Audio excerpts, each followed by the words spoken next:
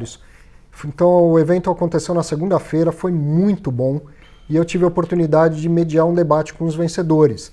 Foi pelo HTMX, que foi o vencedor do melhor resultado aí de acordo com o ranking Infomoney e BMEC. Estava lá o Fernando Crestana e o Diogo Canteiras. Em segundo lugar, o CSHG Logística, estava lá o Augusto Martins. E pelo Maxi Renda, o André Massetti. Houve um debate muito legal entre esses três, falamos dos fundos deles e das perspectivas. Queria registrar aqui que foi muito legal. Um outro destaque, vai ter uma Assembleia Geral especial do FIGS, aquele fundo que tem dois shoppings e que atualmente é administrado pela Socopa, mas a Socopa está renunciando à administração. Então ela convocou uma assembleia para que você, cotista do fundo, decida sobre um novo administrador. Então hoje o Leandro entrou em contato comigo, nosso grande amigo mineirinho, falando: Arthur, dá uma força para divulgar isso aí, porque mesmo quem não é de São Paulo pode votar por procuração.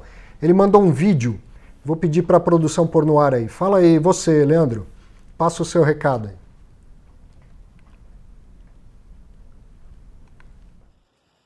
Fala, meu nobre amigo Arthur, muito obrigado pela oportunidade que você me concede aí, um espaço aí no seu programa. Programa esse que tem sido aí referência no mercado de fundos imobiliários. Queria aqui aproveitar esse momento para pedir os cotistas, principalmente aqueles que moram aí em São Paulo, no entorno aí, que vão até a Assembleia do Fundo Imobiliário FIGS 11, que acontecerá dia 18, na segunda-feira, às 11 horas da manhã, lá no prédio da Socopa, na Faria Lima. Que todos aí que puderem compareçam, façam uma forcinha aí. E aqueles que não moram perto de São Paulo, no entorno ou em São Paulo, mande a sua procuração, ainda dá tempo, falta alguns minutinhos aí para o correio fechar. Vai lá no cartório, faz reconhece firma da sua assinatura, né? E depois pega este documento, envia ele como arquivo para a Socopa e despacha esse documento pelos correios. Não tem problema você despachar na segunda de manhã ou no sábado mesmo, não tem problema. Mas o importante é que você envie este documento via e-mail para computar o seu voto, tá? Não deixe de fazer isso, precisamos ali de quórum qualificado, esse fundo está muito pulverizado, precisamos de cada cota, uma cota, duas cotas é importante. Faça a sua parte e que tudo aí ocorra da melhor maneira possível. Muito obrigado, Arthur, grande abraço, tudo de bom. Valeu, Deus abençoe. Tá aí dado o recado, incansável Leandro Manuel, sempre aí batalhando pelos fundos que é cotista. Um prazer é meu te ajudar nesse seu trabalho. E o Leandro, põe na tela, por favor. Ele passou o celular dele, porque tem um modelo de procuração que não foi ele quem fez, tá? É bom que se diga, é a própria administradora Socopa, mas a gente não achou um link para que você pudesse baixar esse modelo. Então ele passou o celular dele, que está aí na sua tela, falando: ó, pode falar para as pessoas mandarem uma mensagem para mim no WhatsApp, que eu respondo com o modelo da procuração. Essa que você aí deve votar de acordo com a sua decisão, reconhece firma, escaneia e manda por e-mail para esse endereço de e-mail que também está aí na sua tela. Certo? Sucesso aí, Leandro. Parabéns pelo incansável trabalho. Grande abraço para você. Beabá dos fundos imobiliários. Mais 4 conceitos rapidinho. Ó. Fundo de tijolo, o que é isso? Semana passada eu expliquei o fundo de papel, que é aquele que investe em CRI. Fundo de tijolo, no jargão do mercado, é aquele que investe em imóveis propriamente dito, que tem o tijolo lá dentro. FOF. FOF é um termo em inglês, Fund of Funds, que é o mesmo que fundo de fundos. Então você vê as duas coisas. São fundos imobiliários que compram majoritariamente cotas de outros fundos imobiliários. Fundo de fundos ou FOF, mesma coisa. E galpão logístico, um segmento importante do mercado de fundo imobiliário, são galpões onde, na maioria das vezes, tem lá centros de distribuição. Esse é o logístico, obviamente. Tem também o galpão industrial, onde tem planta de fábrica. Os fundos imobiliários investem bastante nesses dois produtos. Por fim, baixe o Guia de Investimento em Fundos Imobiliários, o endereço está aí na sua tela. É um e-book gratuito que eu escrevi principalmente para os iniciantes. E conheça o nosso curso online Viva de Renda com Fundos Imobiliários, curso completo para você entender como funciona essa indústria, entender como montar e gerir a sua própria carteira de fundos imobiliários.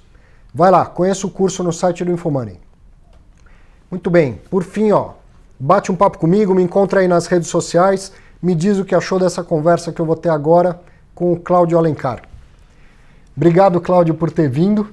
Eu sempre gosto de fazer, como eu disse, essa conexão da academia com o mercado. E vocês lá no Núcleo de Real Estate, o que eu gosto muito é que fazem essa academia. Vocês não estão lá emparedados na academia, vocês estão produzindo conhecimento acadêmico, mas sempre vendo em contato com o mercado, né? Bom, obrigado pelo convite, Arthur. É um prazer, uma satisfação estar aqui com vocês. Né? Desde sempre, desde que o Núcleo foi criado, dentro da Escola Politécnica, pelos grupos de professores envolvidos com o tema do real estate, a nossa preocupação sempre foi essa. A gente gosta de fazer pesquisa, a gente gosta de ensinar, observando o que está acontecendo nas empresas que fazem real estate, nos investidores, profissionais, enfim. A gente tem essa preocupação e a gente procura sempre, né, criar mecanismos, criar canais de ter esse contato mais efetivo com os problemas de mercado, até para poder dar uma resposta do ponto de vista acadêmico, de estudos, que enderecem os problemas reais da economia setorial do real estate. E numa dessas iniciativas de pôr o pé para fora, existe o comitê de mercado mesmo, né? Explica o que é o comitê. Sim, o comitê existe já, acho que uns 10 anos. A gente entendeu que seria muito oportuno para estreitar essa relação também com os problemas vivenciados no dia a dia pelas empresas, pelos fundos de investimento, né? Criar um comitê onde se debatesse problemas que estão vigindo naquele momento. Então a gente faz um grupo bastante interessante, bastante importante de pessoas que têm um destaque no mercado de real estate brasileiro. Então você tem CEOs de empresas, grandes profissionais de áreas específicas de shopping center, hotelaria. Gente de banco também? Gente de banco também. O presidente da BCIP, por exemplo, o atual presidente da BCIP, está no comitê, o Gilberto, né, você conhece lá do Santander. Enfim, no próprio site você tem a lista lá dos participantes desse comitê. Então a gente se reúne a cada 3 meses, digamos. É eleito um tema, é escolhido um tema específico, né, que está ali naquele momento considerado como sendo um tema que merece um olhar especial. Né? Então a gente faz um debate, um almoço, essas pessoas recebem uma pauta e tem uma rápida apresentação e o tema é discutido, cada um, né, expõe o seu ponto de vista sobre o que aquele tema quer dizer naquele momento. E aí tem um relato, a gente faz uma nota que é publicada, enviada para o nosso mailing, de modo que as pessoas tenham contato, tenham informação sobre o que foi discutido, qual a opinião prevalente dessas pessoas. Nem sempre todo mundo concorda com tudo que está ali, mas enfim, a gente procura fazer a nota de modo a mostrar a visão geral que aquele grupo tem sobre aquele assunto específico. E na última reunião, o que foi discutido é a perspectiva para 2019 e 2020, é isso?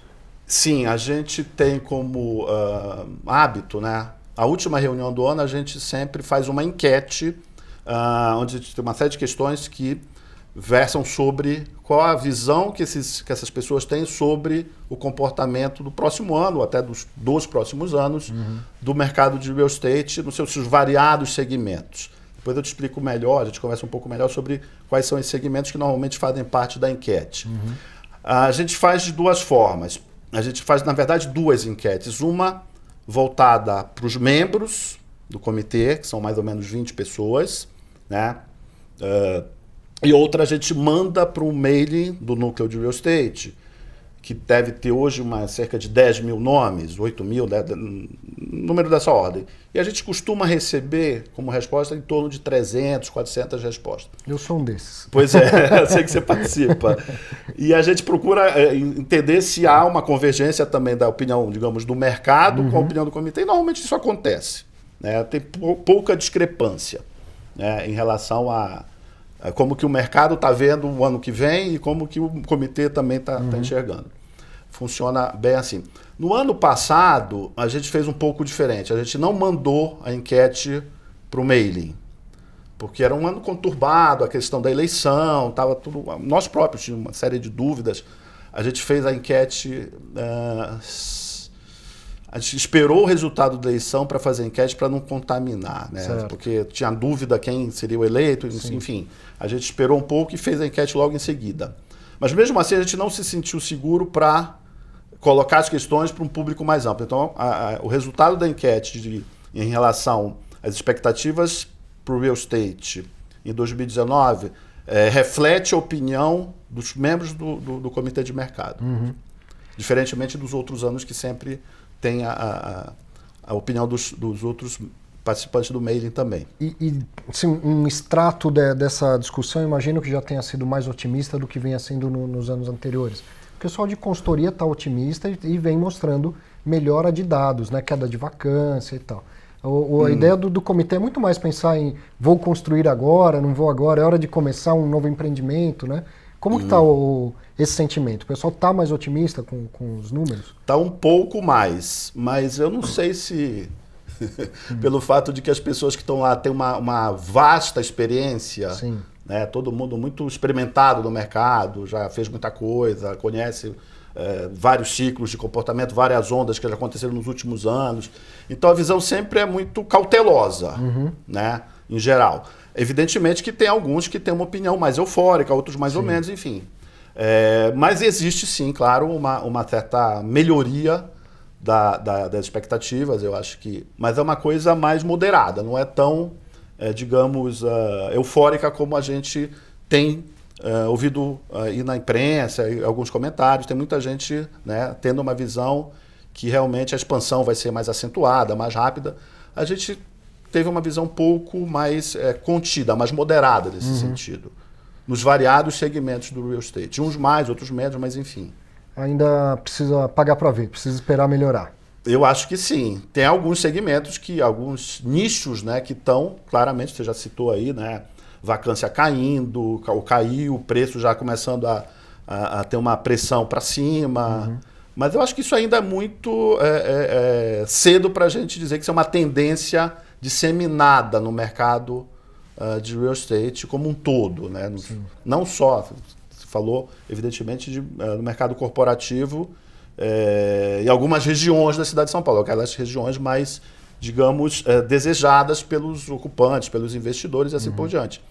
Mas fora desses segmentos, a situação não é tão alvissareira quanto nesses. O mercado residencial, por exemplo, não está tão otimista quanto esse mercado comercial de alto padrão? Não, acredito que não. Eu acho que existe uma perspectiva de melhora, né? Até porque você tem aí a questão do crédito imobiliário voltando, né? Quer dizer, você tem aí esse ano o volume de financiamento ou de 2018 foi bem superior a 2017 e 2019 a perspectiva é que seja maior ainda. Ao mesmo tempo, você tem, falando do mercado residencial, né, você tem aí um aumento de confiança meio disseminado, né? Isso é importantíssimo para esse mercado. Né? A gente costuma dizer que esse é um fator dominante para você ter uma efetivação das vendas. Ninguém faz um financiamento de 20 anos se está com medo de perder o emprego no mês que vem. Né? Essa sensação de confiança é vital para o mercado residencial. É exatamente isso. Então, por esse lado, isso melhorou bastante, né? Acho que há um entusiasmo. Agora, tem um problema aí que diz respeito justamente às taxas de desemprego, que elas estão caindo, mas muito lentamente. Né? Então, isso ainda é que faz com que essa visão de uma retomada mais agressiva do mercado residencial seja pouco provável. Na verdade, então, voltando à questão da opinião do comitê, sim, há uma tendência de uma paulatina retomada dos investimentos, de novos lançamentos, do incremento de vendas, do incremento do crédito imobiliário, mas uma coisa bem suave, moderada, que a gente enxergou que seria muito por aí no mercado residencial. Vou te perguntar de fundo imobiliário, que eu sei que você gosta. Investe em fundo imobiliário? Um pouquinho. Um pouquinho. Eu sei que você gosta, porque nos primórdios das poucas produções acadêmicas que existem, seu nome está sempre lá. em artigos publicados na Lares, no SEMEAD, né? Dos primeiros SEMEADs, eu me lembro com certeza do nome do professor Securato, mas acho que você é coautor de um artigo que foi publicado no SEMEAD há muito tempo já, falando de fundo imobiliário, tentando achar alguma coisa que fosse medida. Lá, né? Muito lá atrás, Muito lá atrás, sim. O Securato tinha, não sei se ainda tem uma disciplina de pós-graduação lá na FEA, que alguns dos nossos alunos iam assistir. E a disciplina previa a publicação de um artigo, né, com o orientador e com o professor Securato. Então, acho que a situação foi essa. Então, mas eu sei que faz tempo que você olha para esse mercado, né? Sim. E evoluiu bastante, né? A gente estava falando agora, eu não gosto de fundo monoativo, você pelo jeito também não é muito fã de monoativo. E no começo não tinha muita opção, os fundos eram monoativos, né? Como que você vê a evolução do mercado de fundo imobiliário? Te agrada o momento atual desse mercado? Eu acho que sim, contanto que a gente entenda que primeiro, não é um investimento de renda fixa. Sim. Eu acho que isso lá atrás teve confusão, essa visão. né? Eu acho que isso paulatinamente está mudando, né? Muito lentamente também, como tudo no Brasil, mas enfim. Eu acho que a gente tem que entender que o rendimento que aquele fundo, que aquela cota propicia para o seu investidor está muito vinculado ao desempenho do ativo imobiliário que está lastreando aquela cota, né?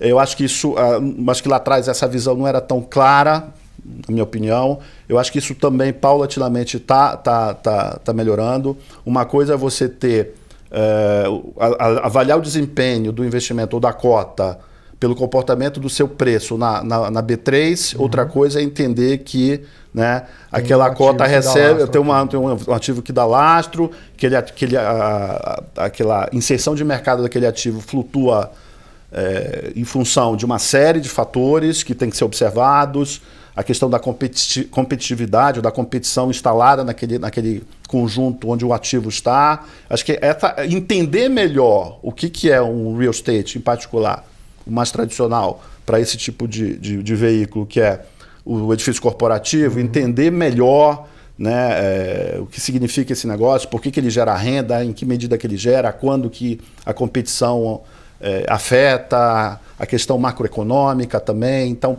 eu acho que é uma coisa importante que precisa ser mais bem digerida pelos investidores, mas que eu acho que já melhorou, já está no caminho aí. Sim.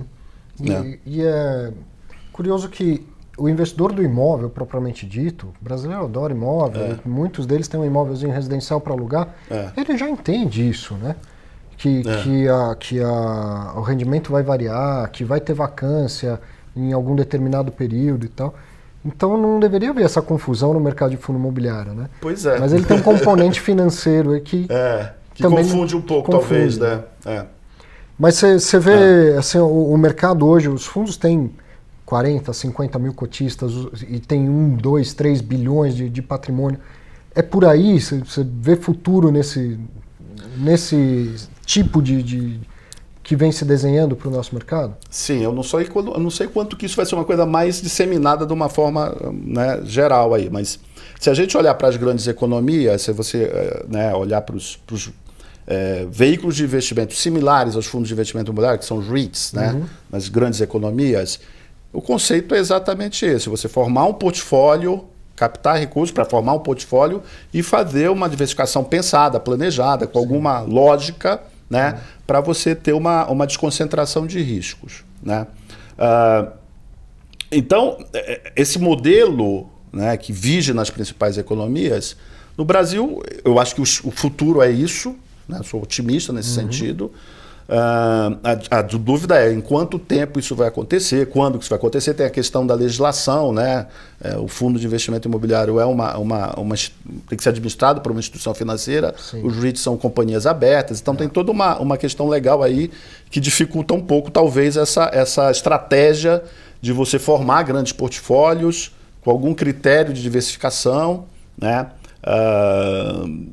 Que eu acho que é o caminho mais natural para a participação dos fundos. Você sabe disso melhor do que eu, dos fundos imobiliários como proporção do PIB brasileiro, quando você compara com Estados Unidos, por exemplo, permite a gente fazer uma leitura de que tem muito espaço para crescer. Sim. E o crescimento terá que ser, imagino, né, ou deverá ser, com esse conceito de você ter fundos grandes, né, bem diversificados, né, bem multiativos, bem geridos, entendendo que o portfólio, que é composto por empreendimentos específicos, cada um deles precisa ter uma gestão adequada do ponto de vista da manutenção da capacidade competitiva daquele ativo, e não imaginar que ele está ali e vai ficar gerando renda forever. Né? Não é exatamente assim que funciona. Exato. Então, eu acho, nesse sentido, eu sou otimista. Eu vejo que no futuro a gente vai ter como predominância esse tipo de lógica. Agora, o quão distante está esse futuro é que eu não me arrisco a colocar. Bom, eu sei que tem gestor de fundo imobiliário que frequenta as reuniões do núcleo de real estate. Sim, lá. Isso é bom, o pessoal pegando o DNA imobiliário. E você comentou aí que o imóvel ele não vai, de uma maneira mágica, gerar renda para sempre. Lá no evento de premiação, perguntaram lá sobre gestão passiva. E um dos gestores que estava lá disse, olha, eu não gosto desse nome gestão passiva, porque dá impressão para o investidor que o gestor não faz nada. Né? Na gestão passiva, o gestor ele não tem que comprar e vender imóveis. Agora, um imóvel dá muito trabalho para gerir.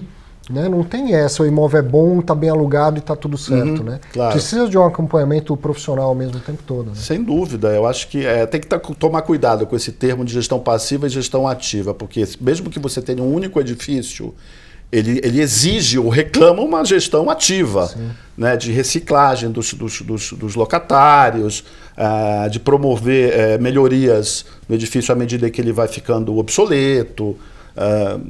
É um trabalho ativo, tem que ter. Senão ele não reserva valor. Ele perde capacidade competitiva e vai perdendo valor no tempo. Então, vou aproveitar para introduzir aquela última questão que eu até fiz suspense. Eu estava vendo um vídeo de divulgação, tem um curso do Real Estate Online, né, na Poli. Tem.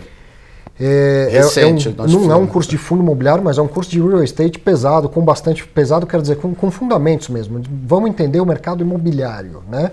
Que é a pegada do real estate, tá certo? Tá certo.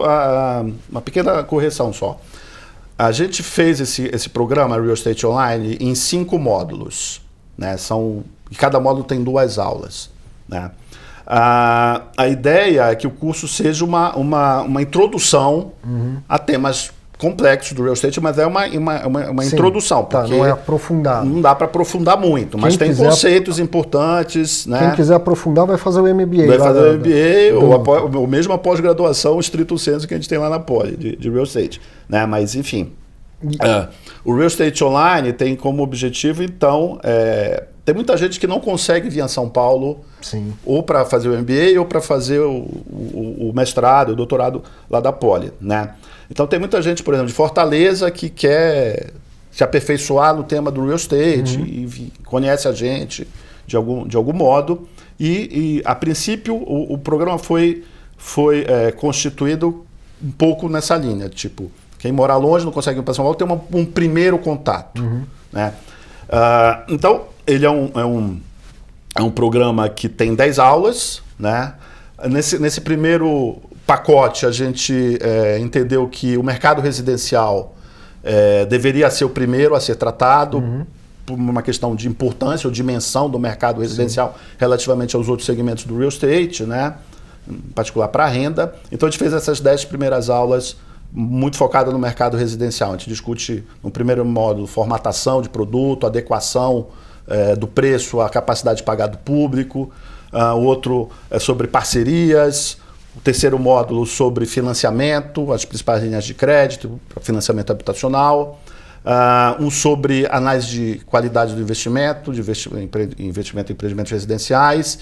E um mais específico sobre modelagem, para você fazer estudos econômicos com uma análise de risco um pouco mais robustas. Né?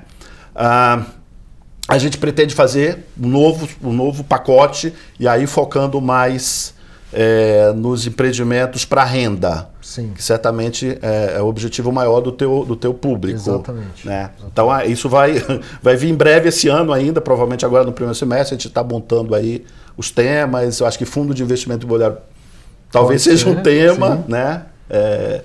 Então, enfim, a gente vai fazer isso. Mas voltando à tua questão, então eu vou falar um pouco primeiro sobre os drivers de valor. Isso, eu estava vendo a divulgação, você falou, olha, eu vou te explicar o que faz um imóvel ganhar valor ou perder valor. Né? Eu quero que você conte para a gente pelo menos esse pedacinho. Depois eu tento fazer uma analogia com o mercado comercial. É muito simples, assim, dá para falar rapidamente aqui. Na verdade, você tem um primeiro fator que é fundamental, quer dizer, o produto tem que estar munido com um conjunto de atributos que, lido pelo seu público-alvo, é capaz de satisfazer necessidades e anseios. Isso parece óbvio, mas não é tão simples assim, porque você pode fazer um produto que supostamente está munido com um conjunto de atributos que atendem determinadas demandas de um público-alvo específico que quer comprar habitação. Então, primeira coisa, isso precisa estar ajustado. Além de essa questão estar ajustada do conjunto de atributos ou a formatação do produto, e aí é complexo porque a gente está falando não só dos atributos intrínsecos, internos do produto, é a questão da localização, né, a vizinhança, tem uma série de questões que não é trivial, mas isso é um impulsionador de valor, na medida em que você consegue posicionar o ativo certo no lugar certo para o público certo. E no caso do residencial, importantíssimo também é conseguir fazer um preço que esse público possa pagar. Certo. Ele pode adorar o produto, tá tudo certo, mas não tem como comprar. Não tem como comprar. Então, esse é o primeiro fator, né, que impulsiona mais ou menos o valor. Segundo, a gente já discutiu um pouco a questão do crédito imobiliário, né? Na medida em que você tem crédito disponível, normalmente, para a maior parte das pessoas, o anseio de comprar ou deter, enfim, ser dono de uma casa própria, né, vem antes da você ter acumulado poupança suficiente para isso. Então você tem que ter linha de crédito. Aliás, é assim no Brasil, é assim no mundo inteiro. Né? Então, se você não tem crédito para isso, quanto mais crédito você tiver, né, aí tem uma boa notícia, que a expectativa é que o crédito se expanda, né? Há uma possibilidade, uma possibilidade de redução das taxas de juros, isso deve trazer mais dinheiro para o crédito imobiliário, enfim.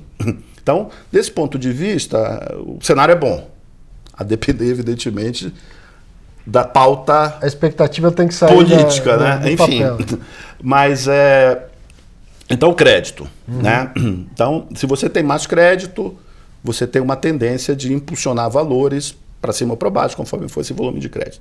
E o terceiro aspecto, que é o que a gente chama de fator dominante, que também já conversamos aqui, que é a questão da confiança. Você só assume uma dívida de longo prazo se você tiver confiança de que a economia está estabilizada, está crescendo e assim por diante. Se você não tem essa visão, você não faz essa dívida de longo prazo, que compromete uma parcela importante da tua renda durante um prazo muito longo. Sim. Então a decisão é uma decisão cuidadosa, em geral. Né? Então, em síntese, é isso que é falado nessa aula, né, do Real Estate Online. Trazendo um pouco para o mercado comercial. Aí o crédito acho que não é tão relevante assim, poderia ser, mas não é, né? Porque aqui normalmente as pessoas constroem com capital próprio. Mas tem uma vinculação importante da gente ler aí, que tem que ver com nível da taxa de juros básica. Certo. Né?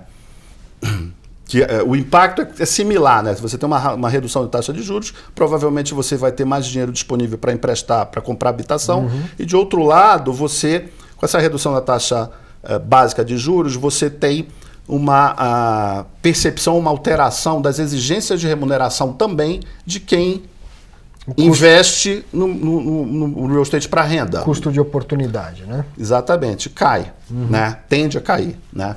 Então, evidentemente que no real estate essa coisa não é instantânea como no mercado financeiro ou no mercado de capitais. Existe uma inércia maior, mas ela também repercute, né?